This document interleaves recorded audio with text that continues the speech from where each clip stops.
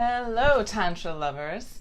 I'm Heidi Loeppky of Shamaya Tantra, where it's my job to give you the tools to get the relationships that you crave, that deep in your soul kind of craving, whether that's with your beloved or your boss or your big toe. And I'm here to talk today with you a little bit about two types of tantric practices. So Tantra, in a way, is all about relationship. It's how we relate with every single thing in our environment. And this becomes this really juicy interplay of intimacy at so many different levels, like the intimacy between the elements, how the earth element and the water element inside you are relating, or how you're relating with the emotions that you feel inside your body, inside your feelings. And also, another example, how I'm relating right now to the air on my skin. So it becomes this worship of the endless combinations and permutations of intimacy. So one thing that I love about Hinduism, which Tantra is very closely related to, is that there's all of these different ways of relating to the divine. And if you're familiar with Christianity, hey Perrine, thanks for being here. Christianity looks at our relationship with the divine in kind of a patriarchal way, right? Like our divine father, and at best he's this kind of comforting, benevolent force. At worst, he's this really violent spy who's keeping track of everything you've ever done wrong so he can throw you into a pit of fire. Hinduism is a little bit more broad-minded, in my opinion, about this. And I love how in Hinduism there's all these ways that we can relate to the divine, and we get to choose the one that resonates the most. So in Hinduism you can relate to the divine as the father, we know that one, or the mother, the divine mother. See a little bit of that in Christianity, but it's not the focal point. Or you can even relate to the divine as a friend. And Rumi is actually a great example of that. Even though Rumi is a Sufi, all of the poetry was kind of written as this deep, deep friend. Or the last two categories are relating to the divine as a child. That's a little bit unfamiliar, but you can actually choose a path in Hinduism of relating to the divine as your child. And lastly, my personal favorite is relating to the divine as your lover.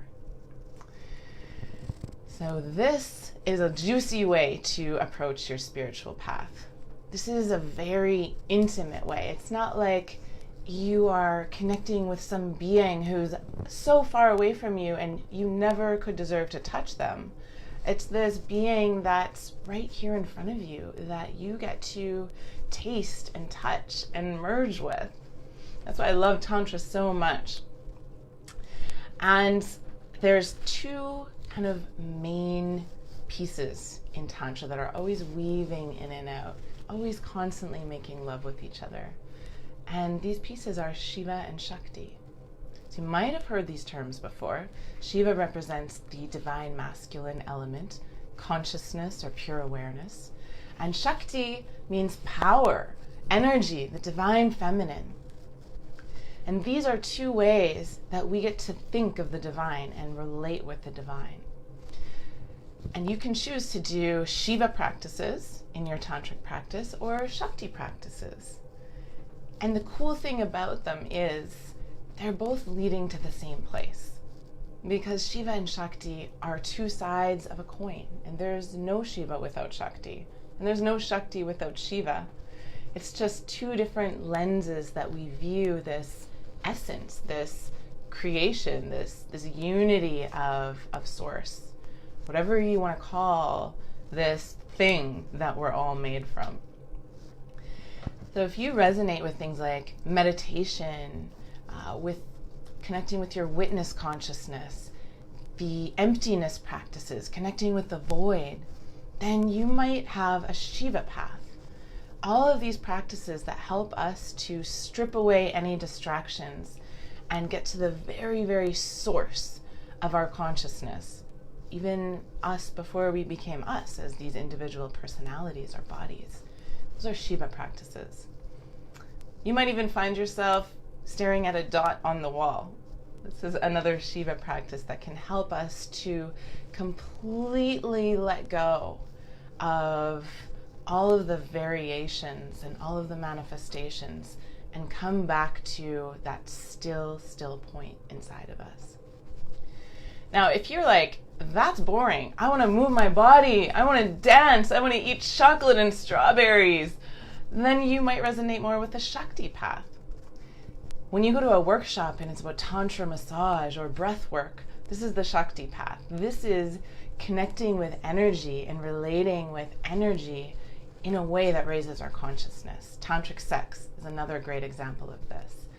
So because Shakti is the feminine principle, is energy, is power, there's so much movement. Shakti is everything that changes in our world. And so when you're doing a practice and you're singing and you're moving and energizing, that's a Shakti practice, and that can be your entire tantric practice. You can even choose one of those. Some people choose tantric sex as their entire tantric practice. Now the cool thing about these is you don't have to miss out. All you have to do is be super dedicated. So what I mean by that is, if you are doing a Shakti practice and you're using tantric sex, if you connect fully with every sensation that you feel in a lovemaking session, you're noticing all of your nerve endings interacting with the body of your partner, and you're fully feeling the breath as it journeys down into your body and back out. That leads to Shiva. Shakti leads to Shiva if we go all the way.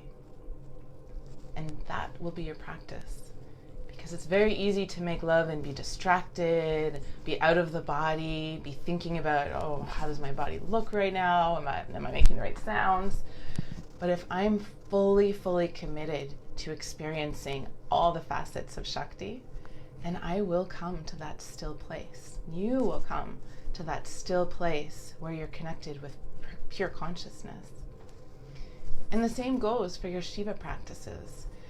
You can have the experience, maybe you're lucky and it happens right away, or maybe it's years and years of practice, where you're meditating to the point where you feel intimately connected with all of humanity, with all of the world, the universe. And if you do, then Shiva's just taken you all the way to his beloved, to Shakti. So if you're doing either one of those, then you may not even know you're doing a tantric practice. The key is to, whatever you're doing, do it fully. Experience all the nectar, all the juice in whatever you're doing in every moment.